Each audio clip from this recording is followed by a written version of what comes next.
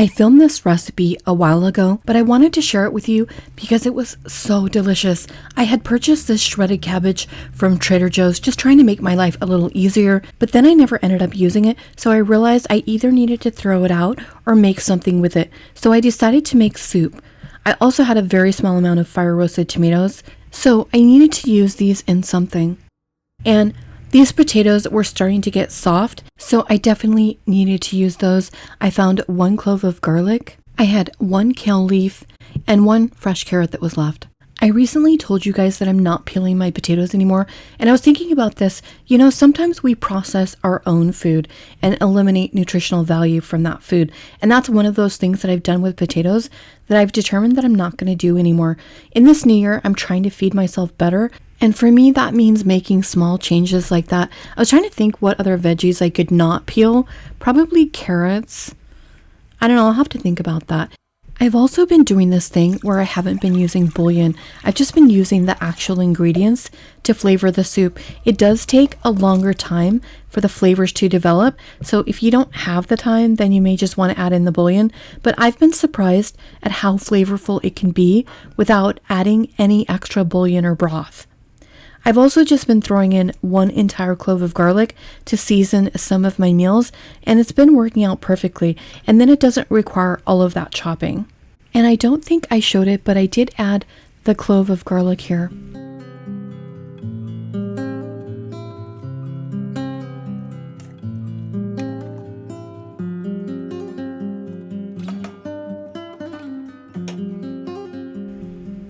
I'm adding just a touch of olive oil to the soup. I do enjoy my soups with a little oil in them, but if you don't want it, then leave it out.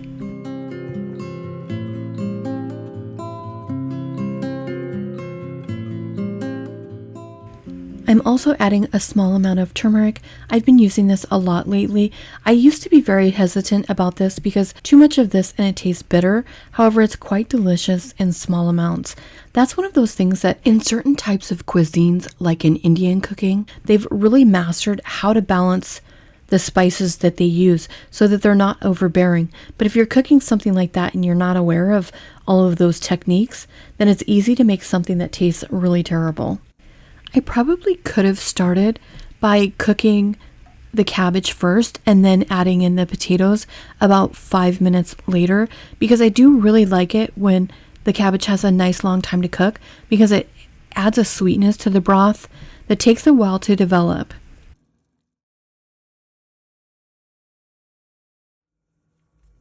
And then I held back my carrots until the soup was almost done, because I like them to be a little bit tender, but also a little bit crispy. And I kind of gauge this based on where my potatoes are. And this was tasting really delicious at this point. So I went ahead and added the carrots in and let this simmer for about another 5 to 10 minutes. And then I plated it. This soup was so flavorful and delicious that it's kind of changed the way I've been thinking about my leftovers in the refrigerator. The cabbage was quite old, and I'm sure many people would have thrown it out at that point, but it was perfectly fine in this soup. The next time I see old veggies in the fridge, I'm automatically going to be thinking about how I can make a soup out of them, because this really was that good. Another night, I made a soup with leftover ingredients that I had, where I had about 1.5 cups of rice that I needed to use. So I added that to the soup. And there was also this very old piece of ginger that was no longer fresh. Somebody in my house had purchased that. So I decided to use some of it in my soup. And oh my gosh, it added the best flavor to the soup. And when I would get the little pieces in a spoonful, it was just so delightful. It's just amazing how the most simple ingredients can make the most delicious soup. In January, I decided to try to go a full month without cheese. I love cheese in all its forms, but unfortunately, I think I'm joining the millions of people that can't have dairy. I am so glad that I did that exercise, because I discovered some really delicious new foods. If you watch my shorts, you've probably already seen me mention this nutritional yeast, but I did want to mention this for those that don't watch shorts.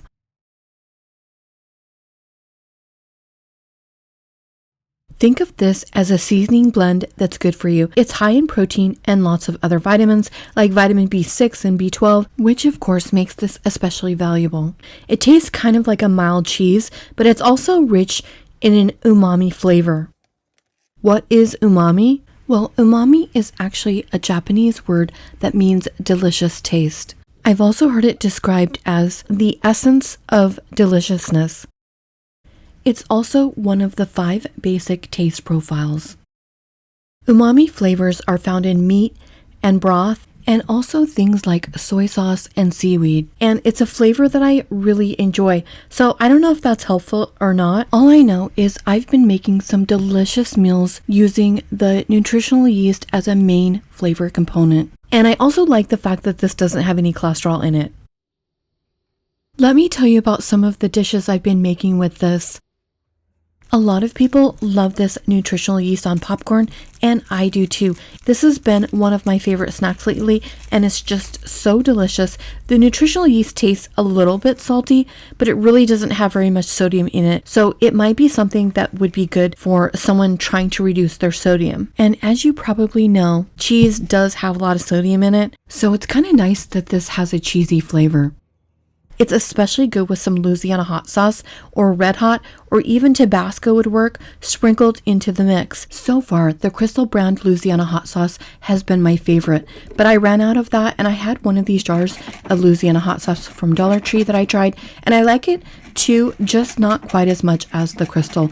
I've also kind of been wondering how the chipotle flavored Tabasco sauce would be on this. I think I might try that next because, like I said, this is a favorite snack of mine and I do like to mix things up a bit. You know, this nutritional yeast was sitting in my fridge for so long and I just never found the time to explore the use of this until I cut out cheese. I think that's the problem. Sometimes we have too many choices and too many food items, and so you're just never able to really appreciate one item very much. But this is really delicious. This is my favorite way to ring in Friday evening, is with a big bowl of popcorn and maybe a favorite show on TV or a movie. So I've come to associate popcorn with the weekend and the beginning of my day off for the week.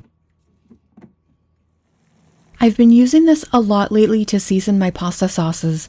I start by sauteing whatever vegetables I have on hand.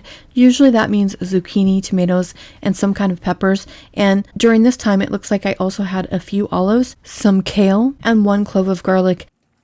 What I do is add the nutritional yeast to the pan after I've sauteed the vegetables. First, I'll add in a little of the pasta water that has the starch in there, and then I'll add in the nutritional yeast. So it looks like this, and then I just saute that for a while, and then add any more vegetables that I want in there. During this night, I think I added in some sun-dried tomatoes and olives, and also red Swiss chard. And then I just boil my noodles in salted water, and in this case I was using gluten-free. I bought this because I've got some viewers that are eating gluten-free, and I just wanted to see how that would taste, which, by the way, Barilla gluten-free pasta is amazing. I could easily go gluten-free if I had to. And then I just toss the pasta in with whatever veggies I've made for that night, and it makes the most delicious meal, and it's the kind of meal that you can feel really good about. And it's tasty. It just has the best flavor. I enjoy this on so many different kinds of veggies, and it always tastes good. Another way to use this is to add it to your soups. I haven't tried cooking with it inside the soup yet, but I have added it to the top of the soup after it's finished and then mix it in, and it's really delicious that way. That's it, guys. Thanks so much for watching. I'll see you Sunday, if not sooner, on my other channel. Morning has broken, my windows are open. Wanna feel the wind blow through my hair. Which way do I follow? What happens tomorrow? I turn to you and hope you can guide the way. Sometimes I give up, just wanna be on my